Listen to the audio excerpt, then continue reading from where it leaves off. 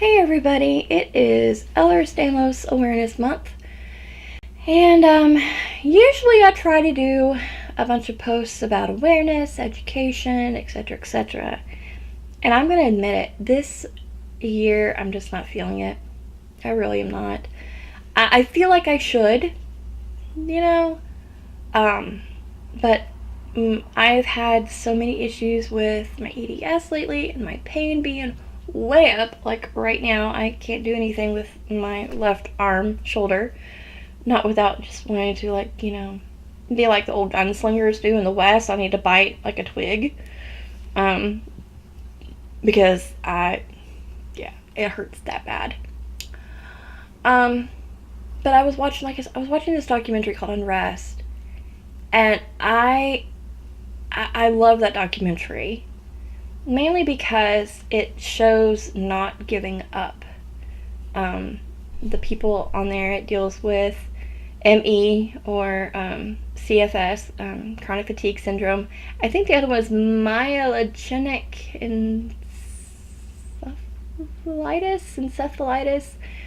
I really don't know. I'll probably link it down below or text bar. Um, but life is such give and take, and it's one thing that I've learned with having POTS and EDS. I was told a long, long time ago that someday I'm gonna need to know A, what all this is, and B, what I can do about it, because I'm probably gonna have to take care of somebody else. And while my taking care of somebody else isn't the same as what I thought of at that time, which would have been, somebody moved in with me and I basically was their caretaker, like my friends were for me. My taking care of other people would be an education, would be in these videos and my blog and stuff like that. So I've been thinking about it lately, because we've got some stuff going on in our family with what EDS is taking from me. So, it's not a give and take, it's more like a take and give. So bear with me, I want to go over that with y'all. EDS is Ehlers-Danlos syndrome, of course, and basically put the collagen in my body is faulty down to the genetic level. It is genetic, like I said, there is no cure for it. Everything is basically symptom based and cared for. So if you have pain, we try to take care of your pain. If you have an issue going on with an organ, we try to get you care for that organ, things like that. And everything has taken a lot from me. I could sit here and name every single thing, but you know what? Some things are bigger than others. Ehlers-Danlos, first off, let's go with the takes. Ehlers-Danlos took my mom. My mom wasn't confirmed with this until several months after she passed. The doctor did it off of her health records and stuff like that. So the day that he diagnosed me, he, made a comment, your mom had this too. And I was kind of blown away, but I guess in a way I shouldn't have been amazed, because we had long wondered why things went wrong with my mom. My mom died of multi-organ failure, most notably her liver. Her kidneys were affected. She would have issues with fluid around her heart and stuff like that in her body. And they would fix that, her kidneys would peter out. Well, they'd fix her kidneys, and then her heart would act up. And then in the middle of all this stuff, she went into a coma that lasted several days. And doctors couldn't figure out why.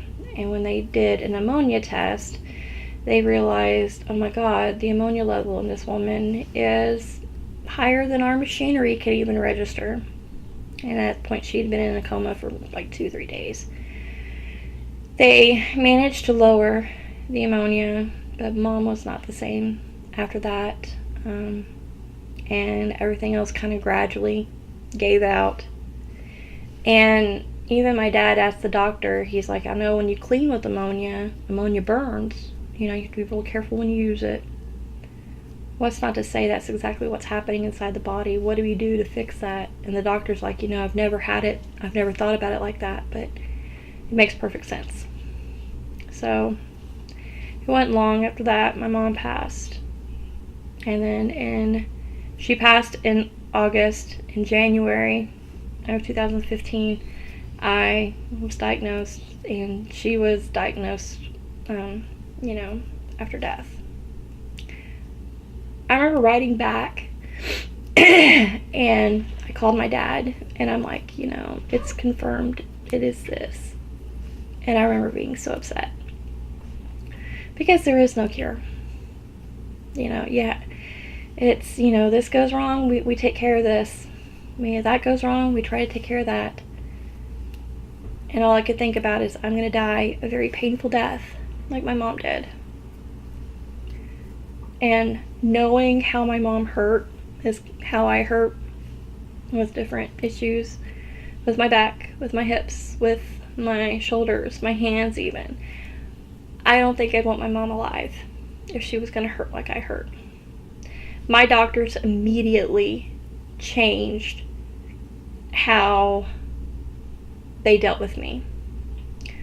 I had one doctor who didn't believe I was in pain, but when it came down to it, he, got the information from the guy who diagnosed me, and he's like, I thought about this, but I didn't think it was going to be real. But whatever you need, and I'm going to get that type of help for you. They've drastically changed my pain management. And it's for the better, because I know it's to keep my liver from entering that level of I'm gonna, give out. But I do know they can't take away everything.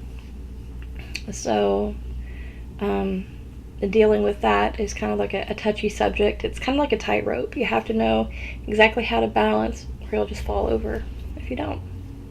And my falling over is being in bed, not being able to move. Or anytime I do move, my pain jumping so high that I want to throw up, or I'm crying and I want to die. I've dealt with the suicidal ideation issues a good portion of my life, but it's just, one thing after another. It's been kind of crazy. So EDS took my mom. She was my confidant. She was my support. She was the one who gave me hugs when my life sucked. EDS is taking my sister. My sister's on hospice because of all this. She does not have a formal diagnosis because it seems like lately, even right before the change in the diagnostic criteria, more and more doctors were kind of like backing away from doing that because it's becoming very evident how many people are truly disabled by this type of stuff. I am. And it's not just I use a wheelchair. It is I can't even stand up straight without losing something. Having the EDS is one thing that really amped the POTS up. Hence why I got the POTS diagnosis before I got the EDS one. It wasn't until I dislocated both of my hips at the same time that a doctor went, have you ever heard of this? And I'm like, well, I read a paragraph about it, or a page, and it made me want to close the book and not look at it again because it made sense, but I didn't want it to make sense. It's devastating.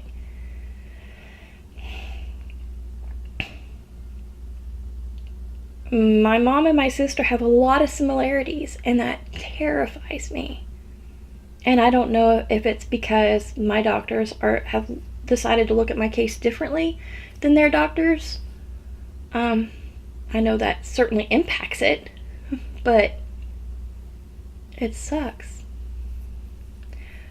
I made a comment to my dad that, you watch this kill your wife, you're watching it kill one daughter, and it'll kill the other one too. I don't see how my dad can stay sane with that. You know? And I know it worries him too. So, you know, it's this just taking my family. And for my, nieces and nephew, this is taking their aunt as well as their mom and their grandmother. And it kind of makes me wonder exactly how far in our family line any of this does go. But it's a mess. That said, I do feel like having this has given me things too.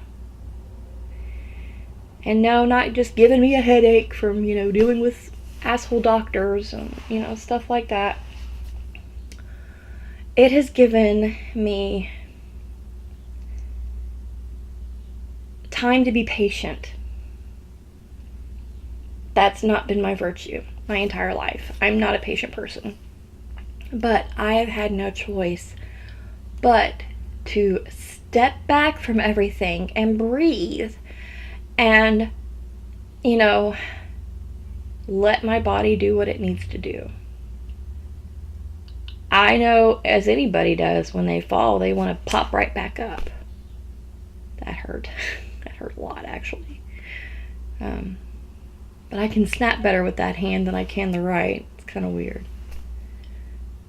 Anyway, like I said, it's I have to pace myself now. It has given me, it has given me friends.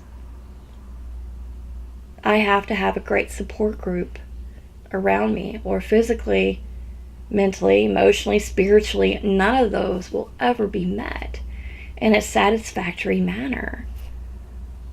So I have had friends leave me.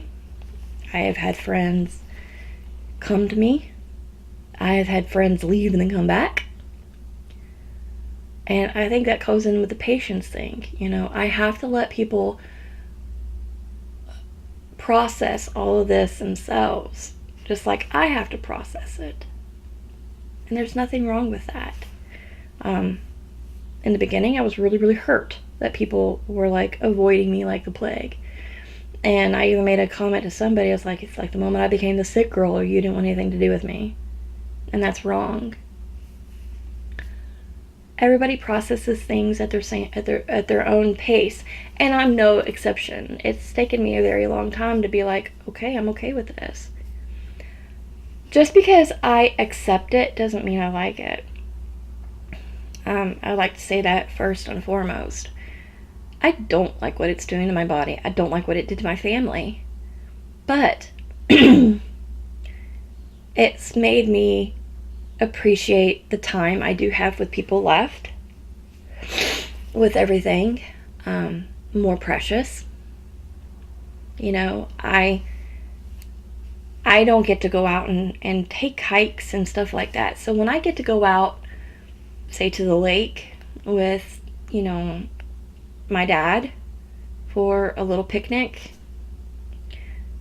I hope I have the energy to do that, and go spend time with my friends and stuff like that, because the time that I and the ability to do all that is dwindling.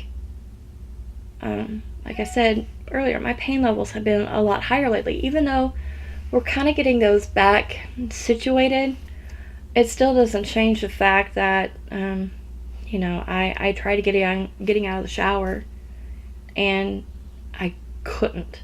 I couldn't get my legs to cooperate right. I brushed my hair, even though my hair is now a little bit shorter because I got a haircut. Even brushing my hair, I think honestly that's what did this to the shoulder.